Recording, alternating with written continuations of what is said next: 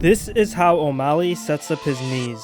When O'Malley starts his attack, he sees how Cheeto likes to shell up. Even when he feints a knee, Cheeto is still shelling up.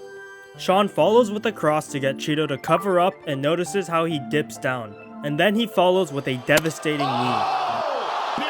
This is how O'Malley sets up his perfect punch. O'Malley uses lateral footwork and feints to keep Aldo at range. Next, O'Malley throws a rear push kick which keeps Aldo at range and pressures him into closing the distance. When Aldo tries to close the distance, he overextends and O'Malley throws a chopping cross dropping Aldo. Taking another look, we see O'Malley push off his lead leg while moving back in order to throw the cross. O'Malley also twists his torso more than usual, adding extra torque into the punch. Additionally, he chops his punch, causing Aldo's head to snap, causing even more damage. Is O'Malley the best striker in the UFC? This is the most destructive kick in MMA. Bukauskas starts with a lunging jab which puts him into a closer range. When Khalil tries to counter the jab, Bukauskas leans back and Khalil notices how much weight is onto his lead leg. Knowing this, Khalil tries to lure Bukauskas to lunge again but misses his first oblique kick. Khalil goes for the same setup once again, but this time, Khalil perfectly times it, destroying Bukauskas' knee. Is this considered a dirty move? So this is Israel Adesanya's counter-striking.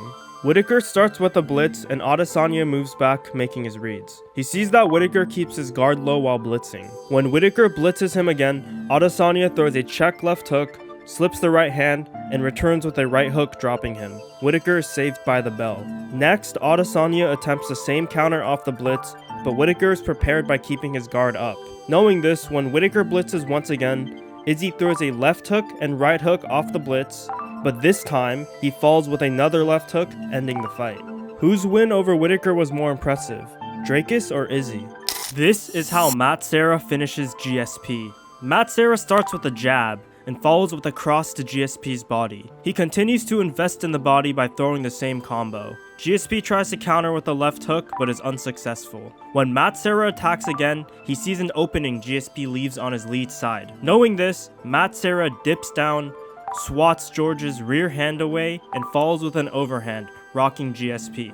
From here on, George is on shaky legs and eventually gets finished. Is this one of the biggest upsets? This is a nasty head kick knockout. Valentina starts the fight by throwing body kicks to Jessica. She's in an opposite stance so her rear kicks are more effective.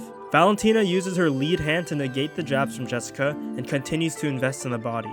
Jessica starts to be wary of the kicks and blocks with her arms. This also causes Jessica to slightly lower her arms. Knowing this, Valentina throws a kick. Jessica tries to block, but instead it goes up top, knocking Jessica out. Is Valentina the most skilled WMMA fighter?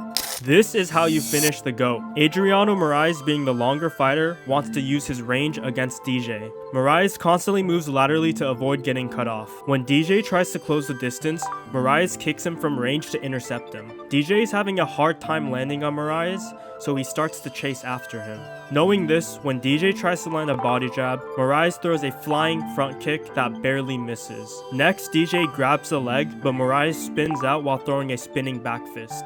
DJ tries to close the distance, but Moraes frames off DJ's arms and avoids the hook. When DJ dips his head down, Moraes intercepts him with a shovel hook, dropping him. DJ tries to get up, but Moraes elbow frames to keep him down and lines up his knee perfectly. Should grounded knees be legal in the UFC? This is Khalil's ruthless finish. Khalil starts by throwing hard 1-2s, which puts Roberts on notice. This makes Roberts parry the jabs. Next, when Khalil feints his jabs, Roberts still parries, leaving an opening for a hook. Knowing this, Khalil throws a 1-2 and Roberts parries the jab, leaving his guard open. This allows Khalil to land flush with a hook, dropping him. Khalil goes for the ground and pound, but Roberts manages to survive. Roberts, being in danger, grabs the legs of Khalil to possibly go for a submission. Khalil rolls out of the submission attempt, frames on his back, and lines up a nasty soccer kick to the liver, crumbling Roberts. Should soccer kicks be allowed to the head in the UFC? This is how Aldo destroys wrestlers. Aldo starts by throwing a kick that Chad is ready to grab. Chad secures a double leg grip and drives through. They reach the fence and Chad has a secure grip with his hands around Aldo. To counter this, Aldo separates the wrists of Chad and turns out of the position. Aldo keeps a grip on Chad's wrist and slightly pulls him in. Next, Aldo throws a vicious knee right as Chad dips his head. Not to mention, Aldo uses his other arm as a counterbalance, which adds power. Is Aldo the best counter wrestler in the UFC? This is Pereira's perfect knockout. Pereira starts by throwing high kicks from a distance. After the head kicks, Thomas tries to close the distance. He repeats this same pattern once again. Knowing this, Pereira throws another head kick and lures Thomas into his left hook. Taking a closer look, we can see that Pereira loads his legs and keeps his arm at a perfect 90-degree angle. From there, he twists from his torso. By maintaining the 90-degree angle, Pereira is transferring all the power from his legs and torso into the punch. Also, because Pereira throws from a low angle, Thomas is not able to see the punch coming. Does Pereira have the best left hook in combat sports? Let's take another look. Gregor throws a jab and Kevin slips the jab while throwing an overhand. Gregor's head gets pushed out of center line and towards Kevin's lead side. Kevin steps through with his rear leg and throws a left head kick, sleeping Gregor. What's the best head kick knockout in the UFC? All the superlatives.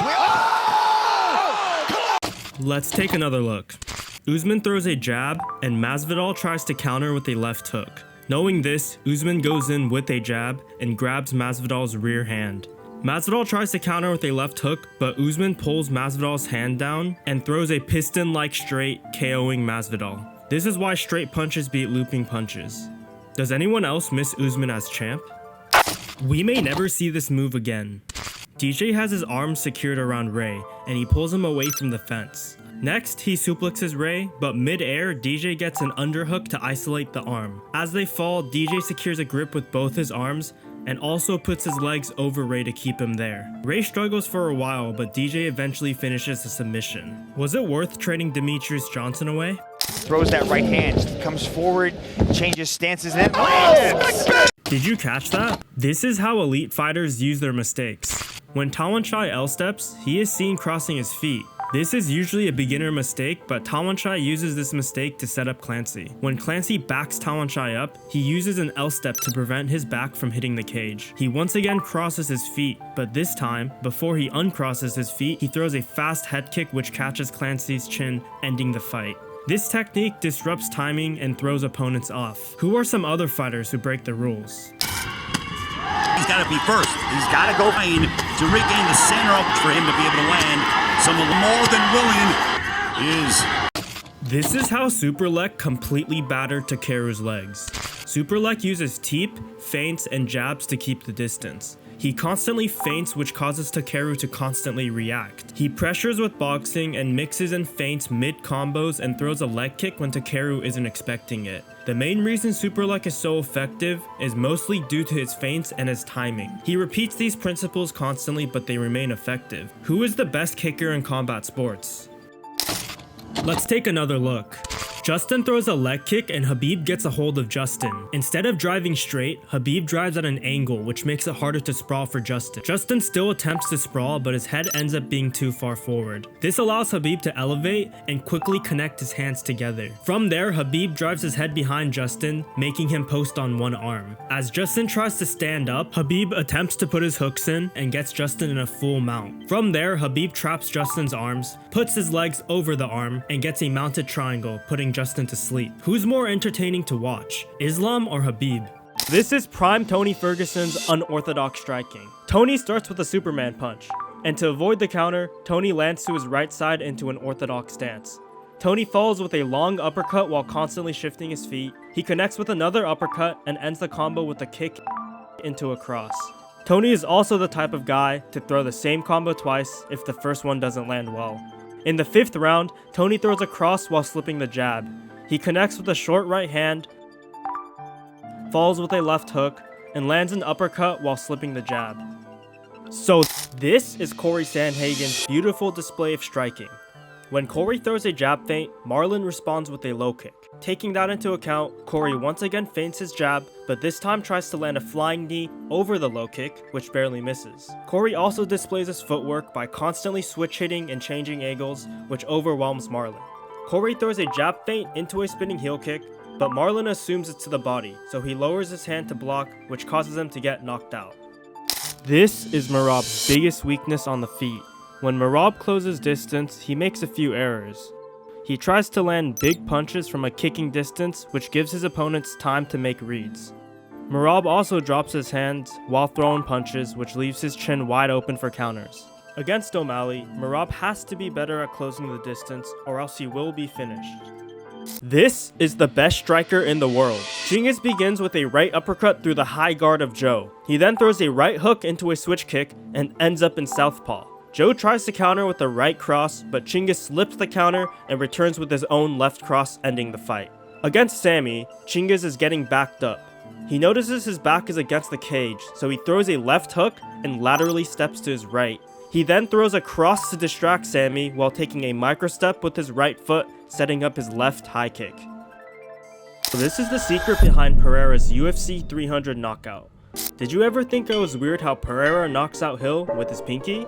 Well, most people assume that punches should land with the index and middle finger knuckles. However, this is not always correct. According to Jack Dempsey, the first heavyweight boxer, using your ring finger and pinky finger to line up your punch will have more of an impact. This is because of the power line. When landing with the top two knuckles, your wrist may shift, causing you to lose some power, but landing with the lower three knuckles allows the power line to transfer all the force. So this is how Rodtang makes his reads. When Tabarez teeps, Rodtang catches and pulls Tabarez in to counter with his right. To respond, Tabarez tries to land a spinning elbow but misses. When the sequence happens again, Rodtang once again tries to land his cross but gets countered with a spinning elbow. To make adjustments, Rodtang starts to counter with his left hand first instead of his cross. When Tabarez tries to spin out once again, Rodtang blocks the elbow with his forearm, clinches with his right hand, and follows with an elbow, which puts Tabarez out. This is how Toria finishes his opponents. Toria likes to pressure and back his opponents against the cage. Toria feints a jab which gets Damon to react and falls with an uppercut. Using the momentum of the uppercut, Toria loads up his body shot. Now that Damon is hurt, Toria pushes him to create space, uses his left hook to find the target, and ends Damon with an overhand right. What is the science behind Shin conditioning? Well, you see, when kicking something hard, microfractures appear on the surface of the shin bone. Through a process called cortical remodeling, the fractures eventually heal and form a hard surface on the shin, actually becoming stronger than before. Over many years, these layers of hard bone build up over the shin. It is said that Muay Thai fighters can even condition their bones to be as hard as stone. Not to mention, the nerve endings around the bones become desensitized, meaning they send weaker pain signals to the brain. This is another reason fighters can go shin to shin and survive, unlike you and that scooter. So, this is how Whittaker finishes his opponents. Whittaker starts off with a feint, which gets Ikram to raise his lead leg. When Whittaker feints again, it causes Ikram to respond with a lead leg kick.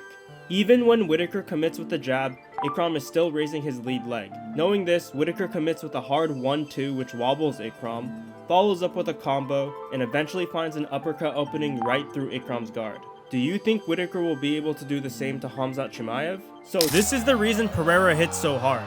Many fight fans have wondered why Alex Pereira hits so hard. Obviously his genetics and training play a big factor, but his archery skills may also translate to punching power. For one, archery is a great sport to train upper body muscles which are also used when punching. This includes most of the back muscles as well as the rotator cuff. Archery also utilizes immense core strength and balance, which is extremely important for fighters to have.